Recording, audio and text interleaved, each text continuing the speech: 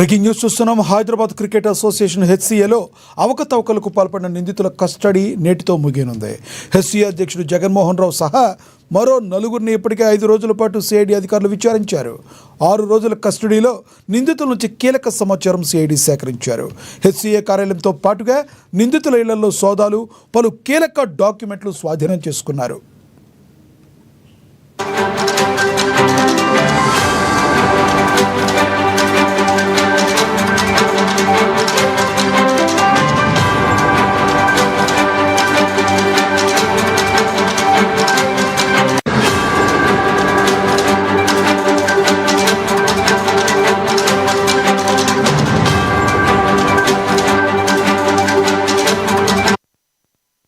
Hyderabad cricket association హెచ్సిఏలో అవకతవకలకు పాల్పడిన నిందితుల custody నేటితో ముగియనుంది.